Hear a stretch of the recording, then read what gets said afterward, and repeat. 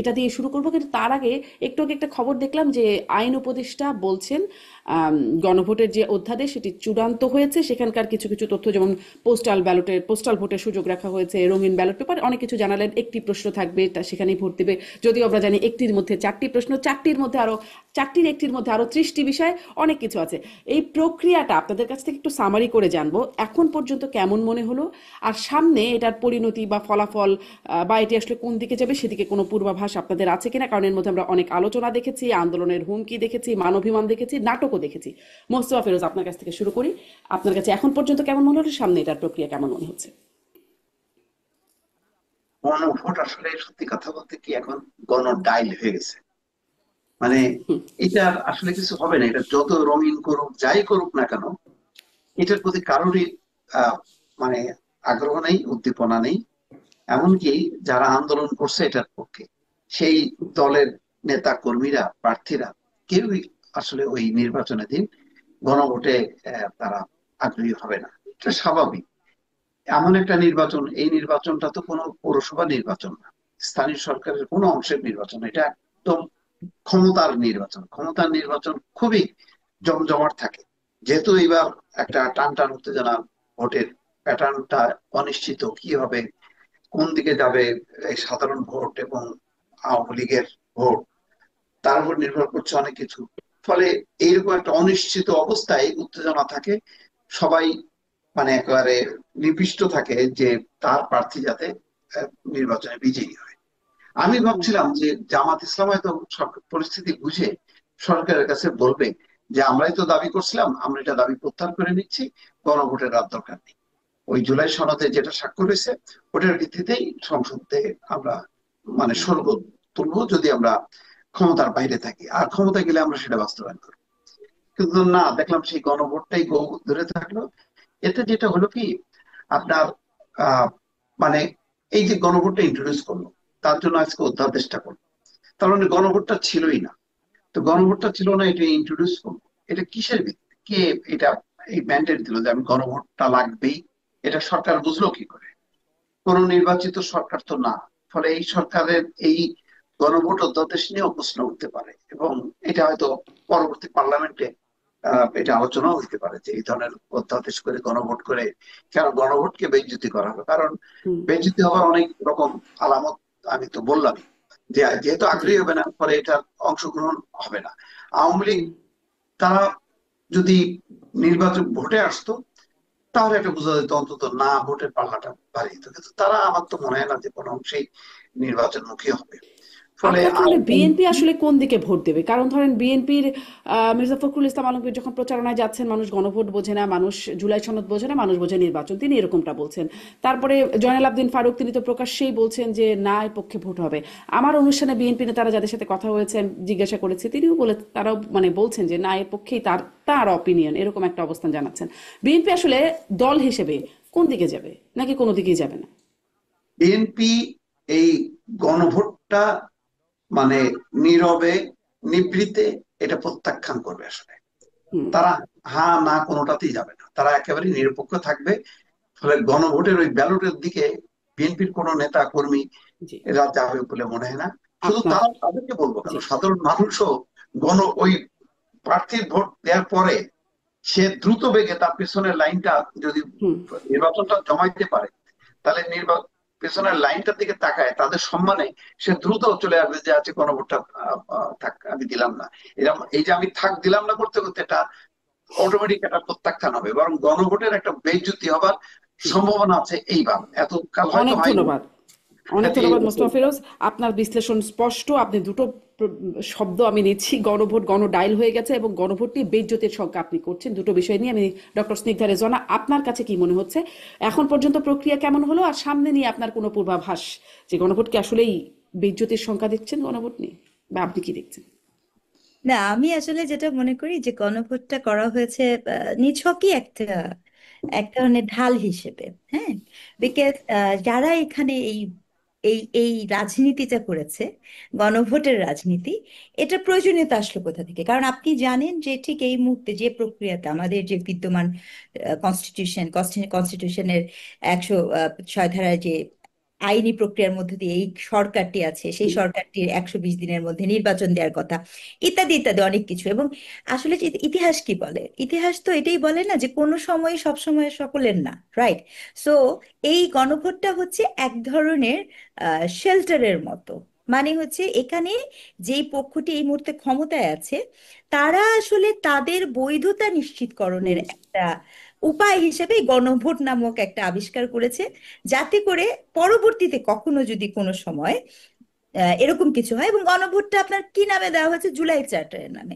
অর্থাৎ যেখানে আপনি চাইলেই, কারণ কতজন আছে শারমিন আমাদের দেশে যারা বসে বসে জুলাই চার্টারের 52 পেজ পড়ে বা গণভোট পড়ে এটাই করবে, নামের আগে জুলাই আছে, যেমন জুলাই যোদ্ধা, জুলাই চার্টার, মানে এটা একটা লুক্রেটিভ নেম, মানে শুনলেই আপনার একটা আপনি কিছু বলতে পারবেন না, একটা আবেদনের ব্যাপার হুম আছে। তো সেরকম একটা জিনিস করা হয়েছে যাতে করে সকলে এই ভোটই করেন, কিন্তু মূল উদ্দেশ্য আসলে জুলাইকেও না, মূল উদ্দেশ্য কোনো পরিবর্তন না। মূল উদ্দেশ্য হচ্ছে যারা এখন ক্ষমতায় আছে তাদের এক ধরনের আইনি বৈধতা নিশ্চিত করা। এই আইনি বৈধতা নিশ্চিত করা যাতে করে পরবর্তীতে, কারণ ওনারা খুব স্মার্ট, আমি কখনোই মনে করি না, কারণ প্রথম দিকে অনেককে বলতে শুনেছি ডক্টর ইউনূস খুবই সাদামাটা, দারুণ হুম একটা হাসি দেন, অনেক বিনয়ী, ইত্যাদি ইত্যাদি। আমার সবসময় মনে হয় যে উনি ভীষণ রকমের বিচক্ষণ, এবং উনি জানেন যে পরবর্তীতে কখনো কোনো ফেরে পড়লে আপনি বাংলাদেশের বিদ্যমান কোনো সংবিধান কোনো কিছু দিয়ে আপনি উতরাতে পারবেন না, হুম এক্সেপ্ট রেফারেন্ডাম। সো রেফারেন্ডামটা ছিল একটা, ছিল এবং এখনো আছে, এটা একটা ওই যে নাহিদ হুম ইসলামের সেফ এক্সিটের একটা খুব বড় একটা অস্ত্র। হুম তো সেটাকে আচ্ছা আসলে মূলত ব্যবহার করা হয়েছে এই গণভোটের সাথে, এবং এটা ব্যবহার করা হবে। আপনি হুম দেখবেন নির্বাচন হোক বা না হোক, আমি আপনাকে গ্যারান্টি দিচ্ছি, নির্বাচন হোক বা না হোক এই গভর্নমেন্ট গণভোট ডেফিনেটলি করবে। বিকজ কিন্তু এখানে গণভোটে ওই একটা যে বেইজ্জতি হবে না তো, যেটি মোস্তফা ফিরোজ বলছেন? আশ্চর্য! আপনি এখন ফিরোজ ভাই কেন বলছেন আমি বুঝতে পারছি না। আপনার আমি আমি মানে গণভোটের রেজাল্টটা যে আমি তুমি ডামির মতো হবে না, এটা কি গ্যারান্টি আছে? মানে যত যেই যেটা বলুক, যদি আপনার সকল ক্ষমতা এভাবে হয়, সিটিসি হয়, অথবা আপনি এখন এই যে নতুন আলাদিনের চিরাগের মতো অল অফ এ সাডেন আপনি এখন প্রবাসীদের ভোটার হুম করে দিয়েছেন, এটা নিয়ে তো আমার হুম ভীষণ রিজার্ভেশন আছে। আই এম ভেরি সরি, মানে I don't hmm know how how এটা এটা প্রসিড করবে কিভাবে। কেন এটা কেন রিজার্ভেশন কেন প্রবাসীদের রিজার্ভেশন ভোটার করে প্রথম দিন? কথা হচ্ছে, আপনি আমার কাছে, আমার হাত পর্যন্ত এখনো আসেনি। আপনি আমাকে বলেন একটা দেশের যদি ডুয়াল সিটিজেন থাকে, হাউ হাউ মানে তারা কিভাবে, how they are eligible to vote for another nation? আপনি একই সাথে আমেরিকার সিটিজেন, একই সাথে বাংলাদেশের সিটিজেন, আপনি আমেরিকায় বসে বাংলাদেশের যে ভোট দিবেন, এটা তো কোনোভাবে র্যাশনাল এবং লজিক্যাল থটস এর মধ্যে পড়লো না, নাম্বার ওয়ান। আমেরিকার সিটিজেনকে পুরো প্রসেসিং করে দিয়ে আসলো, তাতে সমস্যা হলো না? ভোট দিলে সমস্যা? ভোট তো অনেক নগণ্য সেই তুলনায়। প্রসেসিং তো আমাদের সবসময় আমাদের সিটিজেন আমাদের হাতেই নাই। আমাদের দেশের নির্বাচন তো আমরা প্রসেসিং করছি না, এবং এটা তো আজকে থেকে না, এটা তো এটা it has been started from 2014।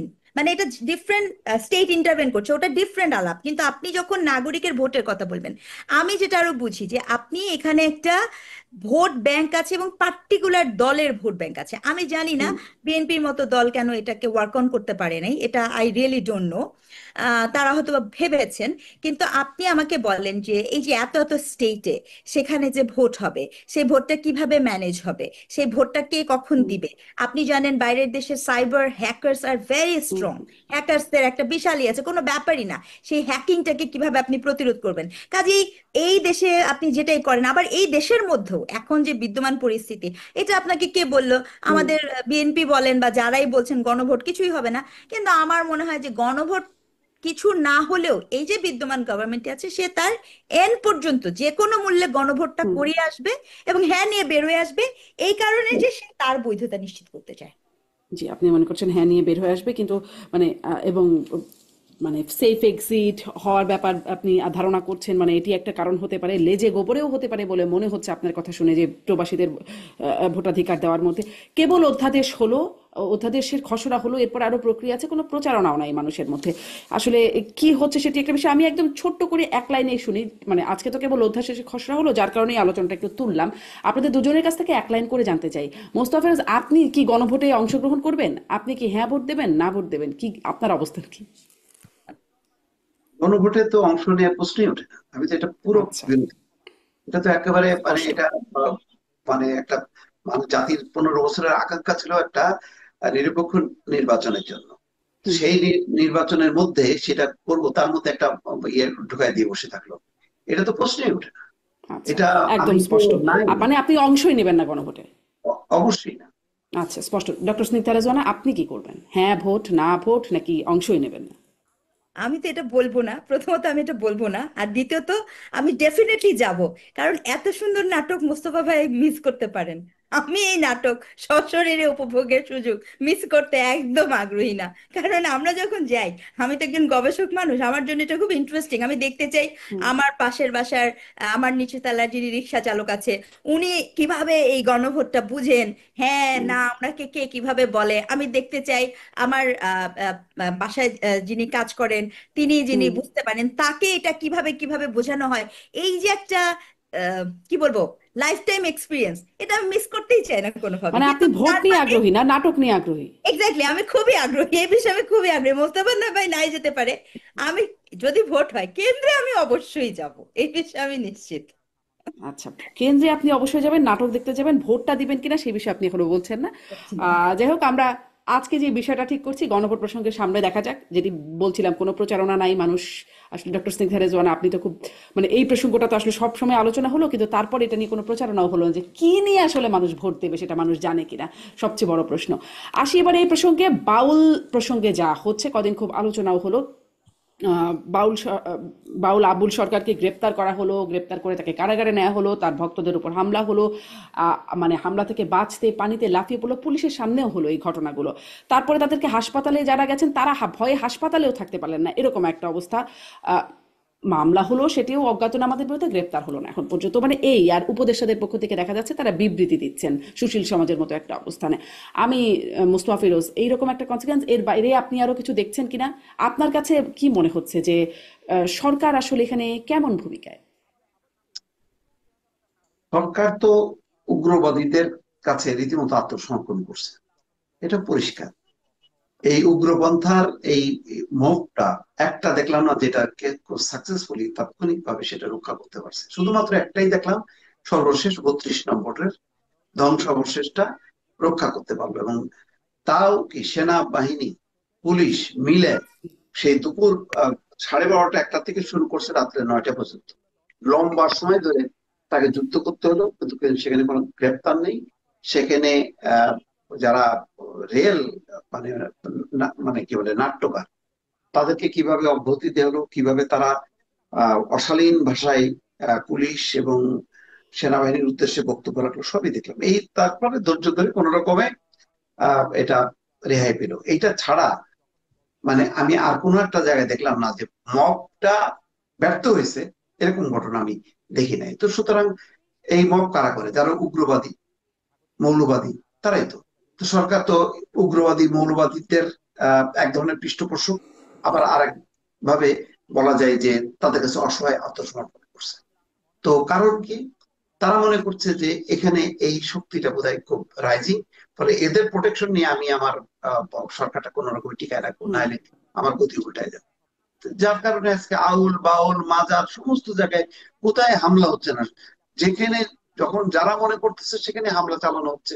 মরা লাশ আপনার উঠায় নিয়ে এসে পোড়াচ্ছে সবার সামনে, কেউ তো বাধা দিচ্ছে না। তো এরকম একটা পরিস্থিতি এখন বাংলাদেশে। হুম। আপনি বলছেন যে মানে সরকার মনে করছে যে তারা একটা রাইজিং শক্তি, এই জন্য তাদেরকে খুব মানে ঘাটাচ্ছে না, একরকম আত্মসমর্পণই করছে। কিন্তু শুধু কি তারাই মনে করছে, সরকারই মনে করছে? রাজনৈতিক দলগুলো কি করছে? এরকম একটা ঘটনা বা একের পর এক ঘটনা ঘটে যাচ্ছে, কোনো শক্ত অবস্থান, শক্ত প্রতিবাদী জায়গায় কি কোনো দলকে দেখছেন? জামাত ইসলাম, ইসলামপন্থী একটা দল, ধর্মভিত্তিক রাজনৈতিক দল, তাদের তো মানে যেহেতু একটা ধর্মীয় সেন্টিমেন্টকে ব্যবহার করা হচ্ছে, তাদের কি কোনো অবস্থা দেখছেন? বা বড় দল হিসেবে বিএনপির অবস্থান দেখছেন, মোস্তফা ফিরোজ?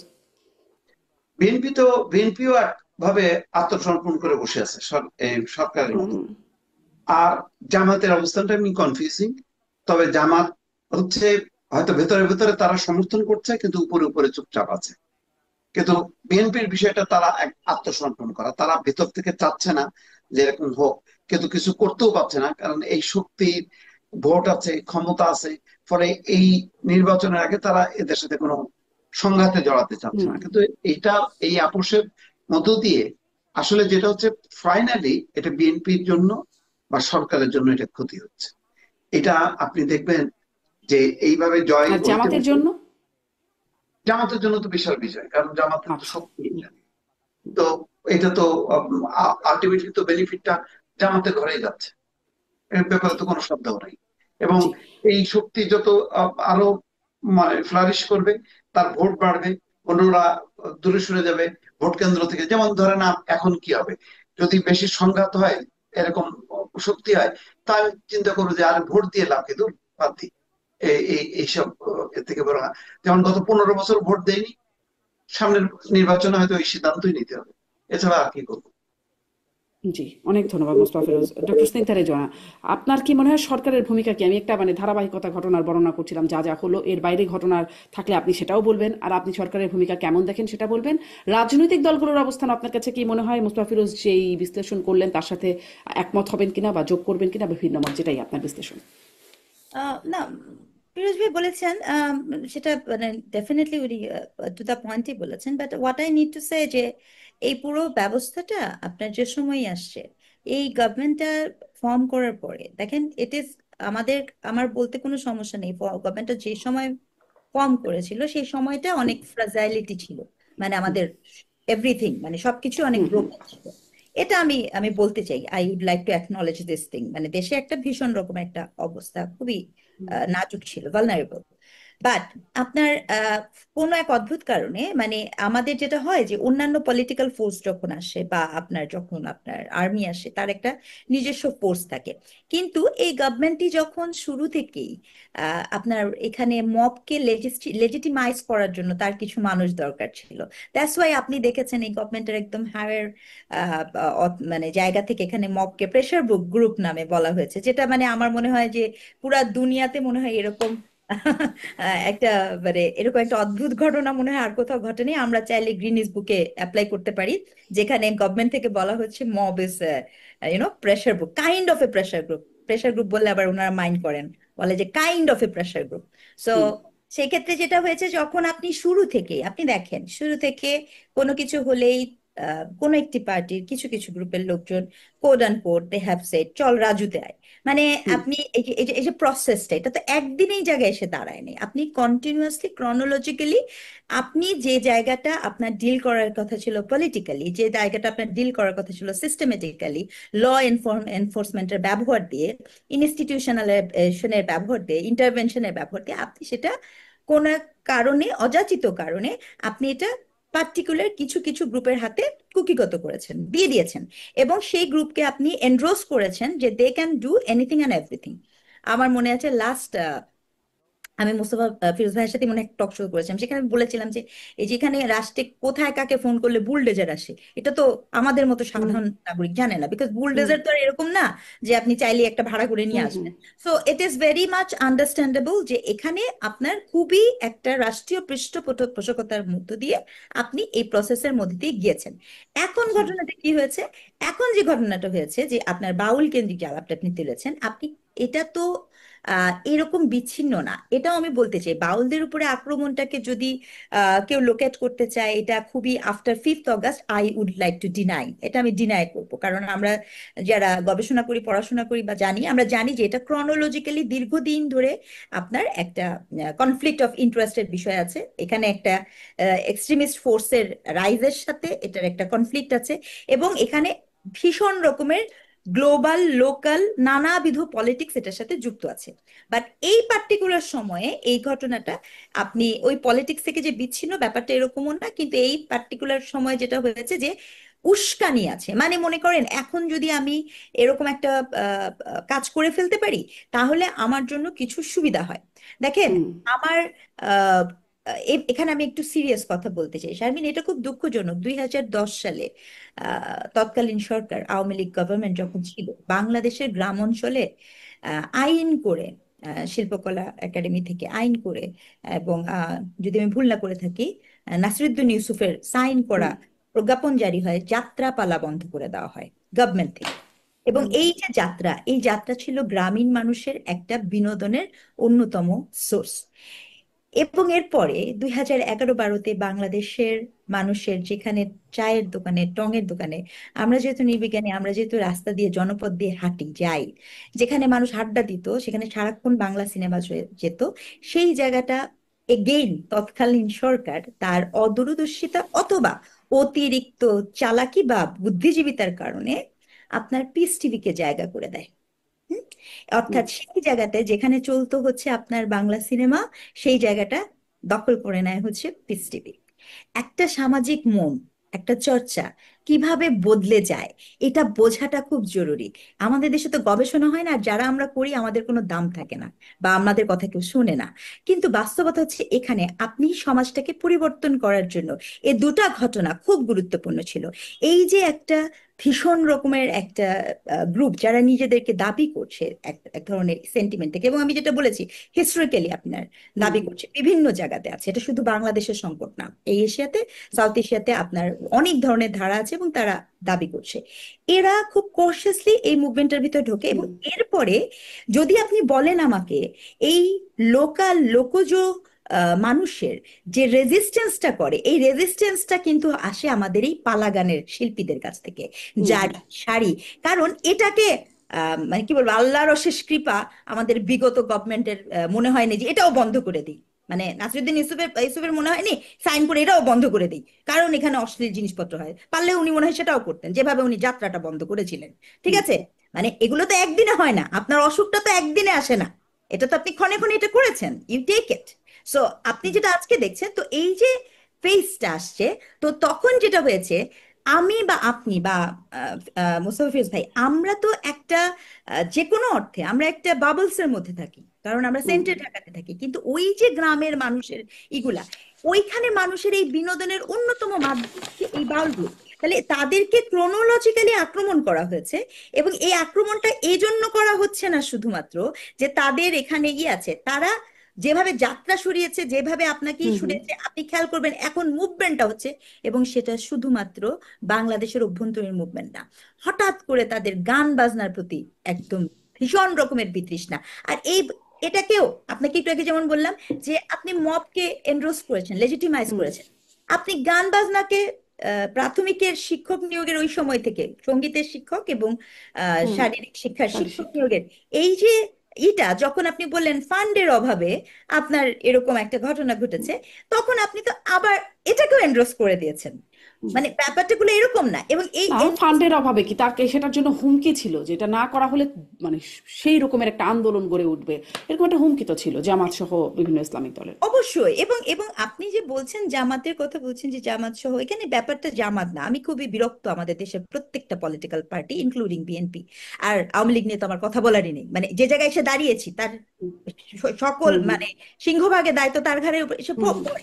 কারণ আপনি আপনি কি দেখেছেন গত এই পুরোটা ঘটনা কি আহ, আদিবাসীদের ক্ষেত্রে, আদিবাসীদেরকে যখনই করা হয়েছে, মারা হয়েছে, আপনি হুম, কি দেখেছেন মেয়েদের, নারীদের যেভাবে হ্যারাস করা হয়েছে, নারী হুম। সংস্কার কমিশন নিয়ে যে কি হচ্ছে, কোনো একটি জায়গাতে একটি বাংলাদেশের পলিটিক্যাল পার্টি একটা শব্দ করছে? ডিড দে সে সেটাই জিজ্ঞাসা এনিথিং? করছিলাম। জি। No, they didn't, because they don't care. তারা মুখে ঠুলি দিকে বসে আছে, বিকজ তাদের ধারণা হয়েছে যে কিভাবে আমার ভোট ব্যাংক যাবে আর কোন দিকে আমি যাব, এবং which is very understandable. So আমি এখানে কোনো প্রত্যাশাই করি না, কিন্তু এই যে একটা গভর্নমেন্ট আছে, যে গভর্নমেন্ট এখনো ম্যান্ডেটের দাবি করে যে সে নাকি জনগণের ম্যান্ডেট আসছে, সেই গভর্নমেন্টের কি হুম, সমস্যা হয়েছে? সে কাদেরকে হুম, সার্ভ করছে? তার জনগণ কারা? তাহলে সে ঘোষণার দিক, তার জনগণ হচ্ছে আপনার এখানকার যারা ফার রাইটিস্ট গ্রুপ, তাহলে উনি বলুক যে আমি জি। বাংলাদেশের জনগণের গভর্নমেন্ট না, আমি হচ্ছে ফার রাইটিস্টদের গভর্নমেন্ট। বাংলাদেশে কোনক্ষণে কোন সময় কি সময়, আচ্ছা এই এইরকম একটা অস্থিতিশীল সময়ে বাংলাদেশে এখন কারা আসে? বাংলাদেশে কিভাবে বিভিন্ন আশেপাশে নেপাল, তারপরে হচ্ছে আপনার পাকিস্তান, অথবা ইন্ডিয়ান, এখানে এখানে কারা অজাচারে অবাধে ঢুকে যাচ্ছে, যারা তাদের নিজ নিজ দেশেই খুব একটা মুভমেন্ট করতে পারে না, এবং এই নামগুলো আমি আপনার সাথেও নিতে পারবো না, because of the crisis of my own life threat. তাহলে এই বাস্তবতাগুলো তো আমাদের জানতে হবে। হঠাৎ করে যেখানে যে রাষ্ট্রে এত ফ্রাজাইল সিচুয়েশন, হুম, আপনি এখানে তাদেরকে হঠাৎ করে আসতে দিবেন, এর কারণটা কি? এগুলো কি আমরা বুঝি না? আমরা বুঝি, উই ক্যান জি। আমি understand, but doctor Snigdha Rezwana, আপনাকে একটু এখানে তো আমি আপনাকে একটা খুবই গুরুত্বপূর্ণ জায়গা তুলে আমি মুস্তফা ফিরোজ আপনার কাছ থেকে একটু বিষয়, কারা ঢুকছে আসলে বিভিন্ন দেশ থেকে, এখানে কোনো সংকট কি আসলে আছে? স্নিগ্ধা রেজওয়ানা যেদিকে ইঙ্গিত করছেন, আপনি কি কোনো রকম মানে বিষয়টিকে সংকটপূর্ণ মনে করেন? তিনি বলছিলেন নেপাল থেকে, পাকিস্তান থেকে, তারা নিজ দেশে থাকতে মানে যেখানে প্রকাশ্যে কাজ করতে পারছে না, মুভমেন্ট করতে পারছে না। আমাদের দেশে আসছেন, আপনি কি কোনো সংকট দেখেন? না, একটা নানা বহুপাক্ষিক তো একটা ইয়ে চলছে, সেটা তো নিশ্চয়ই উদ্বেগের ব্যাপার। মনে হচ্ছে যেন আহ এটা বিভিন্ন দেশের ছড়ায় ছিটায় থাকা যে গ্রুপগুলো, সেই গ্রুপগুলো একত্রিত হচ্ছে। এবং আপনি দেখেন সম্প্রতি পাকিস্তানে কয়েকটা টিটিপি সদস্য যারা নিহত হয়েছে, সেখানে বাংলাদেশি 2-3 জনকে পাওয়া গেছে, আরো কতজন আছে কেউ জানে না। তো এই এই এই ইন্টারাকশন গুলো তো বাড়তে থাকবে, এবং তখন একটা অস্থিতিশীল পরিস্থিতি তৈরি হবে। তো জি। এই প্রবণতাগুলো কিন্তু দেখা যাচ্ছে, কিন্তু ওই যে যেটা আপা বলছেন, এটা ঠেকানোর জন্য বা এটা যে একটা বড় ধরনের একটা মানে নিরাপত্তা সংকট হতে পারে ভবিষ্যতে, এবং পশ্চিমারা তো এই সমস্ত গুলোর উপরে নজর রাখে, তখন হঠাৎ করে যখন নাকি তারা একটা স্ট্যান্ড নেবে, তখন তো আমরা বেকায়দা পড়বো। আর সবচেয়ে বড় কথা হলো যে বাংলাদেশে একটা পরিবর্তন হলো, সেই পরিবর্তনের লক্ষ্যটা কি ছিল? সেই লক্ষ্যর জায়গা থেকে সেই আহ, আওয়ামী লীগের যে বয়ান, ভারতের যে বয়ান, দেখা যাচ্ছে তো কয়েকদিন পরে আমরাই বলবো যে না, তাহলে তো এরাই তো সঠিক কথা বলছে। কিন্তু মানে এই যে বলার সুযোগটা পাচ্ছে, এই সুযোগটা আমরা করে দিচ্ছি কেন? বিএনপি সরকার তারা কেন দৃঢ় হচ্ছে না কেন? তার আইন প্রয়োগকারী সংস্থাগুলো সোচ্চার হচ্ছে না কেন? কেন দুর্বলতা দেখা দেখা হচ্ছে? সেই জায়গাগুলো কিন্তু মানে অনেকের মধ্যে এখন প্রশ্ন। এবং আস্তে আস্তে এই বিষয়গুলো যখন যত বেশি প্রকাশিত হবে, তত বেশি কিন্তু যেই শক্তিগুলো বাংলাদেশকে একটা ধর্মনিরপেক্ষ অসাম্প্রদায়িক রাষ্ট্র গঠনের এবং সব দল মত বিভিন্ন গোষ্ঠীর যার যাদেরকে নিয়ে বসবাস হবে, তাদের অধিকার সংরক্ষিত হবে, এরকম একটা সমাজ ব্যবস্থার কথা যারা চিন্তা করছিল, তারা কিন্তু আস্তে আস্তে যারা আছে অল্প কিছু, তারাও কিন্তু আস্তে চুপ হয়ে যাবে। তখন কি হবে? তখন তো বড় রাজনৈতিক দল, যদি আমরা বলি যে একটা ডেমোক্রেটিক প্রতিষ্ঠান হিসেবে বা দল হিসেবে এখনো বিএনপি সামনে আছে, তো বিএনপিও তো আস্তে করে এটা এইসব শক্তির সাথে আপোষ করবে। কারণ অতীতের যেই আহ, মানে পোলারাইজেশন, সেই পোলারাইজেশনের সময় এদের কোন কোন শক্তি তো বিএনপির সাথে ছিল, তখন ছিল একটা ভোটের হিসাব, ক্ষমতার হিসাব। তো এখন দেখা যাচ্ছে এটি তো কাল হয়ে যাচ্ছে বিএনপির হুম। জন্য, কারণ বিএনপি এখন স্ট্রংলি কোনো কথা বলতে পারছে না, যার এখনো ফলে সেই ভোটের হিসাব করেই বিএনপি আর স্ট্রং হতে পারছে না। পারছে না। তো এই ভোটের হিসাব করতে যে তো বিএনপি ভেতরে তো কলিজারা ধরে খেয়ে ফেলবে তারা। তো তখন বিএনপি কি করবে? তখন তো কিছু করতেও পারবে না। তো এই ঘটনাগুলো দেখেন, শুধু এটা আমাদের সমস্যা না, এই পুরো আফগানিস্তান, পাকিস্তান, এই সব জোন ধরে যদি এই একটা উগ্রপন্থাদের একটা নেটওয়ার্ক গড়ে ওঠে, তখন আমরা তো একটা নিরাপত্তা সংকটে পড়বো। তখন আমরা শুধু না, প্রতিবেশী দেশও তখন বলবে যে তোমার দেশে তো এইগুলি হচ্ছে। তা তো তখন বলছেই। আর একটা পরিস্থিতি তৈরি হবে, তাই না? আমার মনে হয় যে আমি বোঝাইতে পারছি আপনাকে। জি, জি, প্রতিবেশী দেশ তো সেটি বলেই যাচ্ছে, বলেই যাচ্ছে। আপনি মোস্তাফিজ, আপনি আশঙ্কা প্রকাশ করছিলেন নির্বাচনকে ঘিরেও ভোট দিতে যাবেন কিনা যদি পরিস্থিতি, আইন শৃঙ্খলা পরিস্থিতির এই অবস্থা হয়। মানে এটা নিয়ে আমি একটু ভাবছিলাম যে আ, আ, মানে আসলেই তো যেইভাবে করে পরিস্থিতি নিয়ন্ত্রণ, এমনিতেই নির্বাচন কমিশন জানিয়ে রেখেছে 67% কেন্দ্র ঝুঁকিপূর্ণ। তার মধ্যে সাবেক প্রধানমন্ত্রী পুত্র সজীব অজয় জয় তিনি বলে রেখেছে যে তাদের ব্যান উঠিয়ে না নিলে আওয়ামী লীগের উপরে বা নির্বাচনে অংশগ্রহণ করতে না দিলে সহিংস হয়ে উঠবে কর্মীরা, সেই হুমকিটাও আছে। তার মধ্যে যে মবের ঘটনাগুলো বারবার দেখা যাচ্ছে, এবং পুলিশ সেখানে, আপনি বলছিলেন মোস্তাফিজ, যে কিরকম আসলে তাদের খুব একটা প্রতিরোধ করার ব্যাপার দেখা যাচ্ছে না, শুধুমাত্র 32 নম্বরে দেখলেন। এবং সেখানে আমরা দেখলাম যে প্রবাসী অনলাইন অ্যাক্টিভিস্ট পিনাকি ভট্টাচার্য, তার একটা আহ্বান শোনানো হলো যে আপনারা আজকে নিরাপদে ফিরে যান, অন্য দিন এসে আমরা এটা ঘুরিয়ে দেবো বা ভেঙে ফেলবো। মানে তারই নির্দেশনায় এসেছিলেন এবং আহ্বানে এসেছিলেন, তার তার বক্তব্যই আবার শোনানো হলো। এভাবে আম, আসলে প্রশ্নটা আগেই ছিল যে এরকম পরিস্থিতিতে কিভাবে সুষ্ঠু নির্বাচন বা নির্বাচন কিভাবে সম্ভব। আসলে কি এরকম পরিস্থিতিতে সুষ্ঠু নির্বাচন সম্ভব? দেখলাম 64 জেলায় এসপিদের লটারির মাধ্যমে নিয়োগ করার ব্যাপারটা সরকার সেই লটারির মাধ্যমে চূড়ান্ত করেছে। মানে এভাবে করে কার্যকর হবে, ঠিকঠাক হবে পরিস্থিতি? আপনি আমাকে অপমান করবেন করে, মানে তার মানে আপনি আমাকে বিশ্বাস করছেন না বলে লটারিতে ফেলে দিচ্ছেন। লটারিটাও তো ধর্মীয় দৃষ্টিকোণ থেকে এটা না যায়, তাই না? আপনি সেই লটারির মাধ্যমে আমাকে করতেছেন, এটা কি হয় কখনো? আপনি, আমি যদি জামাত হই, আমি যদি বিএনপি হই, তাহলে তো আমি যেই প্রান্তেই থাকবো সেই প্রান্তেই তো সেই লক্ষ্যটা আমি বাস্তবায়ন করবো। তো সুতরাং আপনি প্রশাসনকে নিয়ে খেলতেছেন, যাদের উপরে গুরু দায়িত্ব তাদেরকে অবিশ্বাস করে লটারির মধ্যে ঢুকাই দিচ্ছেন। এগুলি হয় না।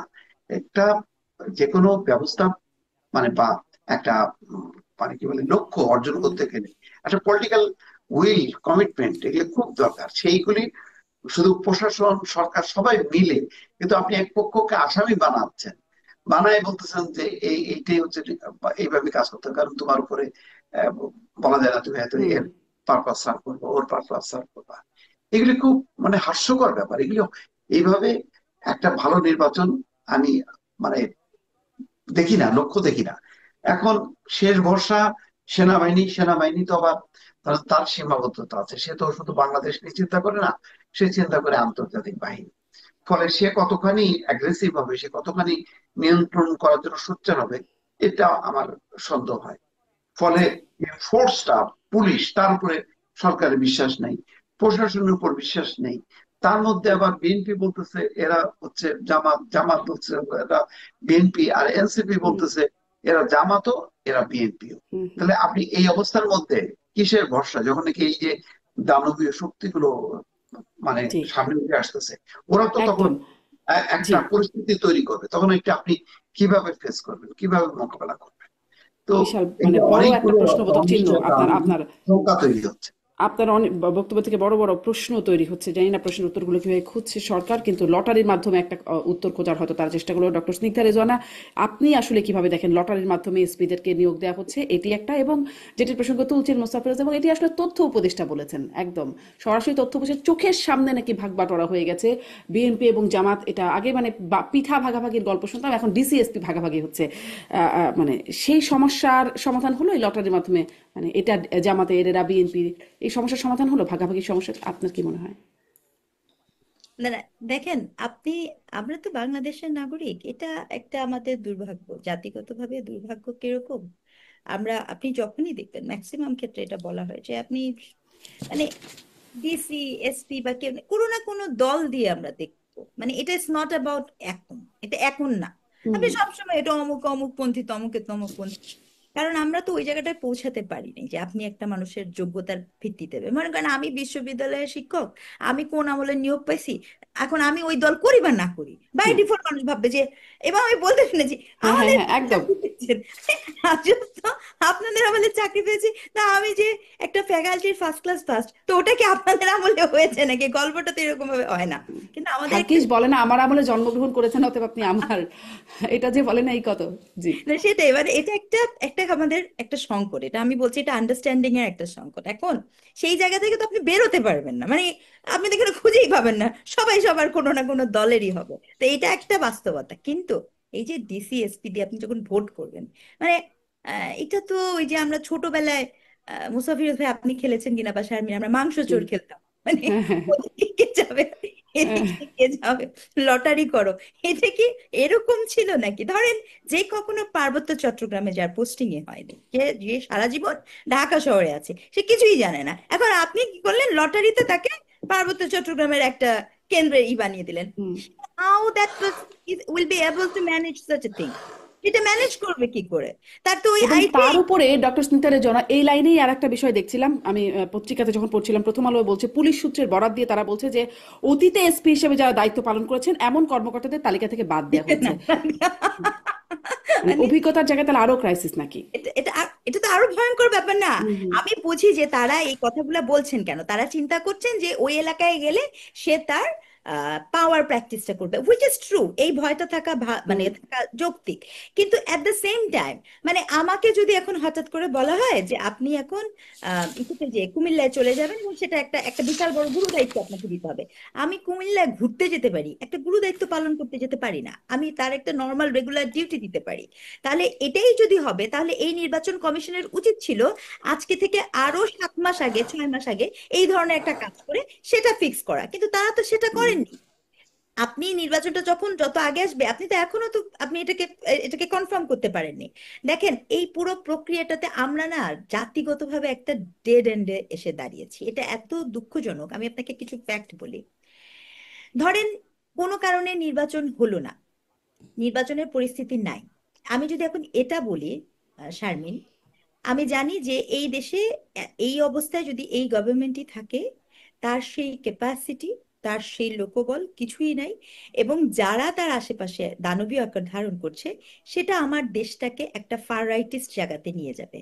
একজন নাগরিক হিসেবে আমি তো সেটা চেতে পারি না। আমি তো এই মব হুম সন্ত্রাসের চেতে পারি না। বাস্তবতাটা বলছি আপনাকে, আই ক্যান নট। আমি যে হুম কোনো মূল্যে চাবো আমার দেশ একটা স্থিতিশীল পরিবেশে আসুক। হুম কিন্তু এটা যদি আমি এখন নির্বাচন, মানে এই পরিস্থিতি নাই বা নির্বাচন চাই না, আমি এই এই এক ফাঁদে পড়া।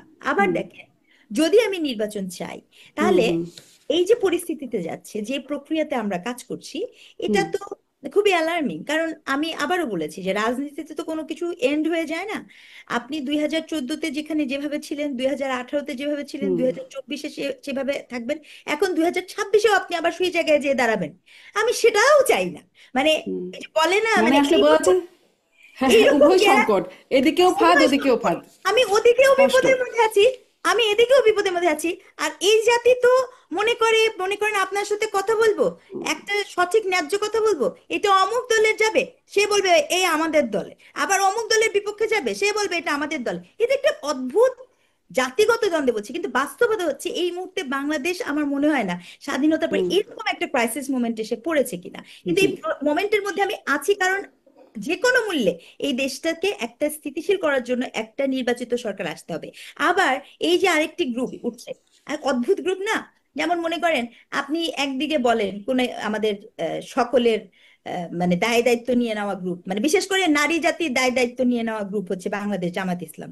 কারণ মানে তাকে কেউ বলে নাই, কিন্তু সে তো মেয়ে মানুষ, কি করবে, কি পড়বে, কি খাবে, কতক্ষণ কাজ করবে, সব দায়িত্ব নিয়ে নিয়েছেন। তো এই কারণে বললাম যে আমাদের দায়িত্ব নিয়ে নেওয়া যে গ্রুপ আছে, সেই হুম গ্রুপ আপনার একদিকে বলছে যে গণতান্ত্রিক প্রক্রিয়া যাবেন, একদিকে জুলাই সনদের কথা বলে, আবার বলে শরিয়াও কায়েম করবে। আচ্ছা আমাকে বলেন তো শারমিন, শরিয়ায় যদি কায়েম করবেন, জুলাই সনদ দিয়ে কি করবেন? আমি তো বুঝলাম না। শরিয়া আর জুলাই সনদ খুব কন্ট্রাডিক্টরি হলো না? মানে ব্যাপারটা কি, ঘটনাটা কি, কত হুম মানুষকে বোকা বানানো যায়? তাহলে আপনার সেটাও আবার একটা গ্রুপ তৈরি জি হয়ে আছে। তো আবার আপনার যতগুলো আহ, আহ, গ্রুপ আছে এরকম, তারাও এত ওত পেতে আছে পশ্চিমা ভারতীয় প্রত্যেকের ইন্টারেস্টের এরিয়া, জিও পলিটিক্যাল হুম কারণ হুম হুম বাংলাদেশ। জি পশ্চিমাদের ইন্টারেস্ট জিও পলিটিক্যাল কারণে বাংলাদেশ, ভারতীয় চাচ্ছে তারা তাদের ইন্টারেস্ট আমাদের। এতগুলো সমীকরণকে বের হয়ে আসাটা যে কি ভয়ঙ্কর কঠিন, যে চাইলেও হুম, আমরা আসলে। এদিকেও ফাঁদ ওদিকেও ফাঁদ, আপনি যে বলছেন গ্যারাকলের মতো পরিস্থিতি। স্নিগ্ধা জনা, ধন্যবাদ আপনাকে। এই যে মানে মোস্তাফিজ, আপনিও ভূ রাজনীতি কিছুটা নিয়ে একটু আগেও কথা বলছিলেন। আমরা কদিন আগে দেখলাম অজিত দোভাল ভারতে গেলেন, এখন শুনছি ভারত থেকে তারপরে তিনি এসে দোহা গেছেন। সেখানেও নাকি একটা ভারতীয় গণমাধ্যমে পড়ছিলাম যে সেখানেও নাকি মার্কিন প্রতিনিধির সাথে দেখা হবে, তিনি দোহা গেছেন। কি স্পষ্ট কাজে গেছেন সেটিও খুব ব্যাখ্যা নাই। আহ, মানে আসলে এটাও কি আমরা জানি কেন গেলেন ভারতে, কেন যাচ্ছেন? মানে নিরাপত্তা উপদেষ্টা তিনি আসলে কি পারপাসে কাজ করে যাচ্ছেন আমরা কি জানি মোস্তফা ফিরোজ? বা রাজনৈতিক দলগুলোও কি সঠিকভাবে জানছেন? আহ, মানে খলিলুর রহমানের কথা বলছেন? জি জি, নিরাপত্তা উপদেষ্টা খলিলুর রহমান। না, সেটা তো কোনো ব্রিফ ব্যাখ্যা দেওয়া হলো না, কারণ একদিন আগে উনি গেলেন, ভারতে গেলেন, যে কি কথা হলো। আমরা যতটুকু যেটা ধারণা করি, যে ভারতের পক্ষ থেকে হয়তো আওয়ামী লীগকে নির্বাচনে অংশ নেওয়ার ব্যাপারে রিকোয়েস্ট করেছেন, যে যেহেতু তারা স্বচ্ছ নির্বাচন চায়, অংশগ্রহণমূলক নির্বাচন চায়। এটা একটা হইতে পারে। আর একটা হইতে পারে যে আহ, যে ফাঁসির মাফ করবেন, মৃত্যুদণ্ড যে রায়টা হলো, সেই রায়টা রিল্যাক্স করা যায় কিনা, বা সেটা নিয়ে যাতে একটা ইয়ে, মানে ভারতের উপর চাপ তৈরি না হয়। সেই ক্ষেত্রে হয়তো কন্ডিশন এমন হতে পারে যে শেখ হাসিনা কথা বলবে না, হুম বাংলাদেশও আহ, তাকে ফেরত আনার জন্য ভারতের উপর চাপ তৈরি করবে না, এমন হতে পারে। এখন কি কথা হয়েছে, বাংলাদেশের অবস্থানটা কি ছিল, সেটা তো পরিষ্কার হয়নি। সেই জায়গাগুলো তো ফাঁক থেকে গেল। তার জন্য এই যে আমি যে কথাগুলি বললাম, এটা এটা একটা হইতে পারে হুম বলে তো দিলাম, কিন্তু এটা তো হয়নি।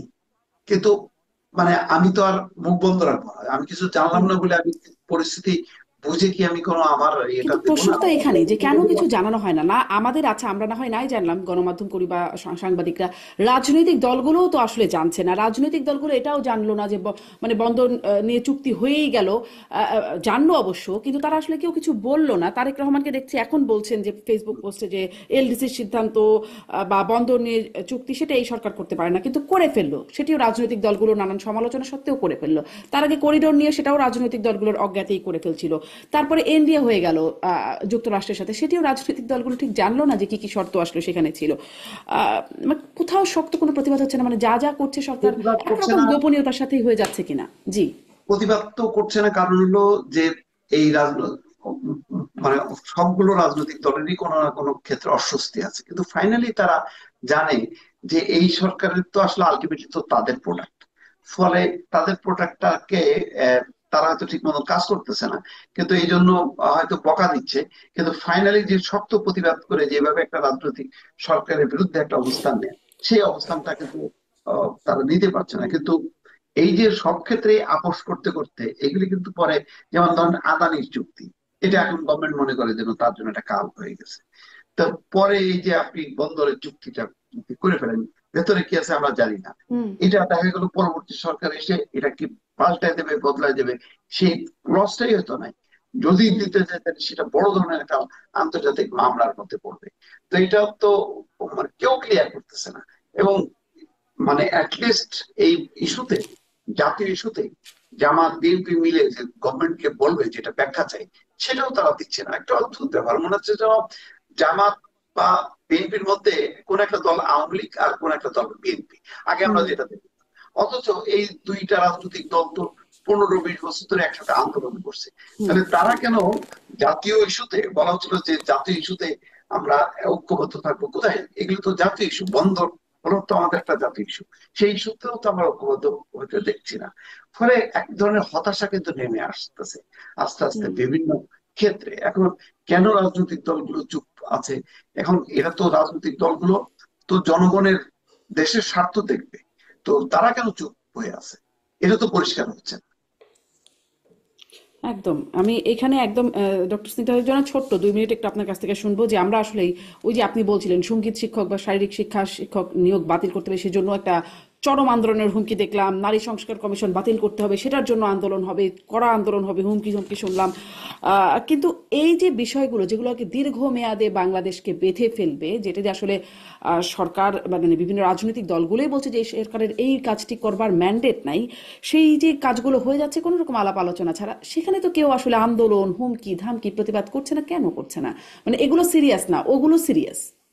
না, এখানে ব্যাপারগুলো আমি এরকম ভাবে মনে করি না স্বামী। প্রথম কথা হচ্ছে এখানে একটা লিগ্যাল ব্যারিয়ার আছে। লিগ্যাল ব্যারিয়ার হচ্ছে বাংলাদেশের ল অনুযায়ী এই ধরনের চুক্তিগুলো আপনার পাবলিক করা হয় না।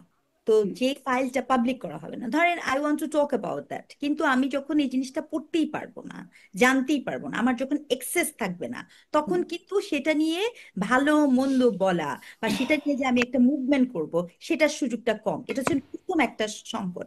দ্বিতীয় সংকট, আমি যতটুকু জানি যে বামপন্থী বেশ কিছু মানুষ, এবং আমার আই ক্যান রেফার প্রফেসর আনু মোহাম্মদের নামও রেফার করতে পারি, তিনি হ্যাঁ। কিন্তু এই বিষয়টাকে বারবার পয়েন্টিং করে রাখার চেষ্টা করছেন, এবং আমার মনে হয় লং মার্চও মানে এটাও কিন্তু তারা করে এসেছে। কাজে এটা যে একেবারে হয়নি ব্যাপারটা এরকম না। এবং আরেকটা কিন্তু যে তাদের কাজ, তাদের কথায় তো আসলে খুব কাজ হয় না অনেক সময়, তারা আগের সরকারের আমলে কার বিভিন্ন কথায় সরকারের কাজ আমলে হয়, বলে কার এসছেন। কথায় কাজ হচ্ছে? গত গত যাদের মানে তারা তো বলেন না, বলছেন না, এটাই তো শোনেন, প্রশ্ন খুব।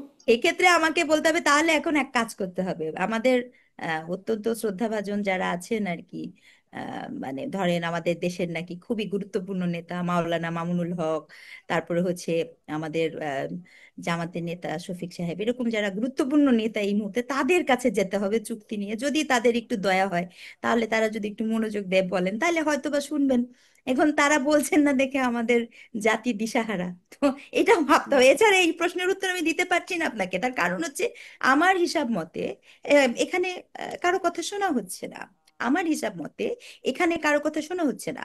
কারণ আমরা যেই মুহূর্তে এই দায়িত্বটা গ্রহণ করা হয়েছে, এবং আমি এই চুক্তির ক্ষেত্রে একটা কথা বলতে চাই, আপনি ডে ওয়ান থেকে আপনার যখনই দায়িত্বটা দেওয়া হচ্ছে, বা আমার যতদূর মনে পড়ে সেদিন একটা ফটো কার্ড আসলো সম্ভবত 2001-2 এর সময়ও, আমি প্রফেসর ডক্টর মোহাম্মদ ইউনূসকে এরকম একটা স্টেটমেন্ট দিতে দেখলাম যে উনি চিটাং বন্দরটা মুক্ত করে দেওয়ার কথা বলছিলেন হুম এরকম একটা হুম সময়, আমি হুম সালটা আসলে এক্সাক্ট জানি না।